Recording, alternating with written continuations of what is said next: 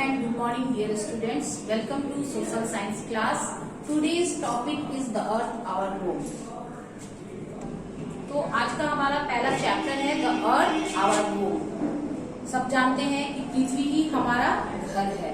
Living things live on the earth, so there are many planets in our solar system. Life is known to exist only of the earth because the earth alone is known to have air and water. हम सब जानते हैं कि जहाँ भी जीवन है, जिसमें भी जीवन है, वो सारे पृथ्वी पे ही रहते हैं। हालांकि हमारे सौरमंडल में बहुत सारे ग्रह हैं, मगर पृथ्वी एक ऐसा ग्रह है जहाँ हवा और पानी दोनों मौजूद है। तो हम सब इसलिए पृथ्वी पे ही रहते हैं। Planet Earth. During the Earth, the sun shines brightly in the sky.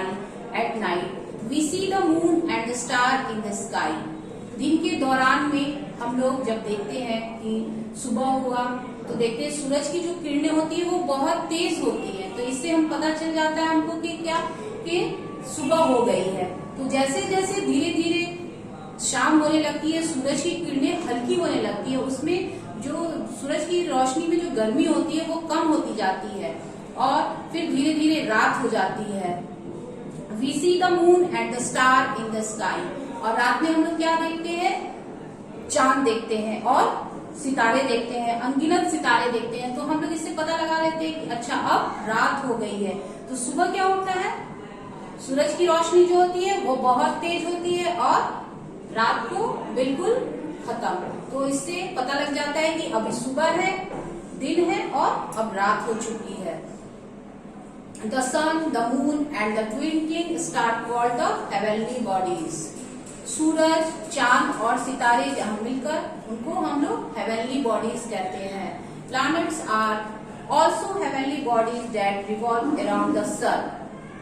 The sun is one of the 8 planets which revolve around the sun.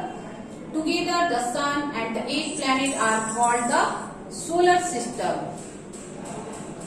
सारे ग्रहमंडल में सूर्य और 8 ग्रह मिलकर जो बनते हैं उनको हम सौरमंडल कहते हैं। 8 ग्रहों को और सूरज जो एक साथ मिलकर बनते हैं उनको हम क्या कहते हैं? सौरमंडल, यानी कि solar system. Shape of the earth, ये हमारा दूसरा टॉपिक है। शेप ऑफ द अर्थ का मतलब क्या हो गया? पृथ्वी का आकार क्या है।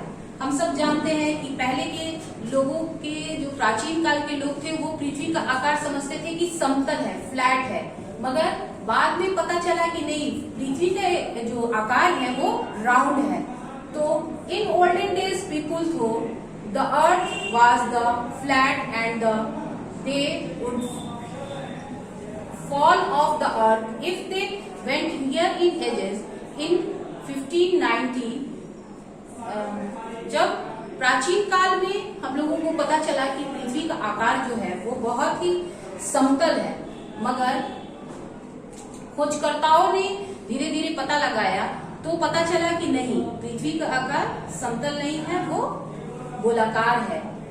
1519 ईस्वी में जो एक खोजकर्ता थे फर्नांड मैगलेन, उन्होंने क्या किया कि स्पेन नामक एक जगह से 5 शिप निकाला और एक ही दिशा में अपनी जहाज को, जो शिप को है, वो सेल किया, उसको चलाया। चलाते चलाते जब 3 साल हो गया तो वो फिर शिप वही स्पेन की वही जगह पे आया। तो उसके बाद वहां पे उन्होंने साबित किया कि नहीं, पृथ्वी का आकार जो है वो गोल है। तो they continue to sail of the same direction. After 3 years of long sailing, one of the ship reached the same place in the Spain from where they had started. तब इसमें जैसे मैंने बताया आपको कि जो स्पेन का एक जो जगह था जहाँ पे ये जो खोजकर्ता थे उन्होंने क्या किया था, 5 शिप लिया और उसी जगह से उन्होंने स्टार्ट किया इसके खोज और एक ही दिशा में अपने शिप को चलाना शुरू किया। फिर वो 3 साल के बाद उसी सेम जगह पे पहुंचते हैं, तब उन्होंने कहा कि नहीं, पृथ्वी का जो आकार है वो गोलाकार है। The journey prove that the earth is round and not flat. तब ये जर्नी जो है, यात्रा जो है, प्रूव कर दिया कि पृथ्वी का आकार क्या है। तो हम सब जानते हैं कि पृथ्वी का आकार समतल नहीं गोलाकार है। Some astronauts who went into space took the photographs of the Earth. Their photographs also show the round shape of the Earth. जो खोजकर्ता जो बहुत सारे गए थे स्पेस पे हमारे, तो उन्होंने वहां से जो तस्वीरें ली, वहां जब वो जाने के बाद वहां से तस्वीर ली, तो उन्होंने भी ये साबित किया, प्रूव किया कि नहीं, पृथ्वी का जो आकार है वो फ्लैट नहीं है, वो गोलाकार है। अब हमारा लास्ट जो टॉपिक है अर्थ सरफेस। जो अर्थ है यानी कि पृथ्वी, उसकी जो सरफेस है यानी कि ऊपरी सतह। सरफेस का मतलब होता है ऊपरी सतह। The surface of the earth is not the same everywhere. हम सब जानते हैं कि जो पृथ्वी है वो एक समान नहीं है, उसका जो सतह है एक समान नहीं है, कहीं ऊंची है, कहीं नीची है, कहीं फ्लैट है, कहीं बहुत सारे हिल्स हैं। तो it is made of the land and water. ये किस चीज से बना हुआ है? पानी और जमीन से बना हुआ है। Only about 1/3 of the Earth's surface is made of land. The remaining 2/3 is made of the water. Water is present in the lakes, rivers, seas and oceans. हम सब जानते हैं कि पानी कहाँ पे हम लोगों को मिलता है? तो समुद्र में, नदियों में, तालाबों में। तो और जो पृथ्वी का जो भाग है वो 3 भाग पानी है और 1 भाग पृथ्वी है।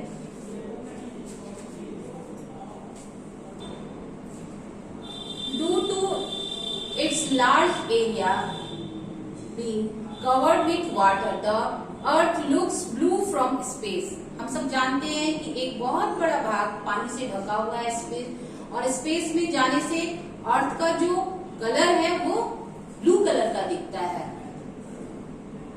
अर्थ एटमोस्फेयर। एटमोस्फेयर का मतलब क्या होता है? वातावरण। The Earth is surrounded by a layer of air on all the sides. This layer of air is called the atmosphere. पृथ्वी की चारों ओर क्या है? एक लेयर है, और वो लेयर एक ब्लैंकेट की तरह चारों ओर से ढका हुआ है, जिनको हम क्या कहते हैं? एटमोस्फेयर कहते हैं। All living things need air to breathe. और सारे जीवित प्राणियों को सबसे ज्यादा क्या जरूरी है? हवा। क्योंकि हम भी हवा में सांस के द्वारा हवा ही लेते हैं। अगर हम हवा नहीं लेंगे तो हम जीवित नहीं रह सकते हैं। मछलियां भी हवा लेती हैं, पेड़ पौधे भी हवा लेते हैं, जीव जंतु भी लेते हैं, मनुष्य भी लेते हैं, यानी कि ऑल लिविंग थिंग्स, जिसमें भी प्राण है वो सारे हवा लेते हैं, सांस लेते हैं, क्योंकि उसके बिना वो जीवन जी नहीं सकते हैं। We can not survive without air. हम सर्वाइव नहीं कर सकते हैं, हम बिल्कुल भी जीवित नहीं रह सकते हैं, एक कदम भी नहीं चल सकते हैं बिना हवा के, बिना पानी के। Beyond the atmosphere is outer space. तो इस प्रकार ये चैप्टर हमारा, I hope you all understood this chapter. तो आज हमने जाना कि पृथ्वी का आकार कैसा है और उसकी ऊपरी सतह कैसे है, वो कितने भागों में बटा हुआ है, उसके कितना भाग पानी से है और कितना भाग पृथ्वी में है, और एटमॉस्फेयर क्या है हमने आज सारा जाना। और मैं आशा करती हूँ कि आपको ये चैप्टर समझ में आया होगा। और ये जो फर्स्ट चैप्टर है आपका पीडीएफ के द्वारा सेंड किया गया है, आप उसको अपने फेयर कॉपी में, सोशल साइंस कॉपी में उसको फेयर करेंगे और आने वाले टेस्ट के लिए उसको प्रिपेयर करेंगे। जब लॉकडाउन खुलेगा और स्कूल ओपन होगा तो हम देखेंगे कि आपने कितना प्रिपेयर किया। Okay, thank you, have a nice day.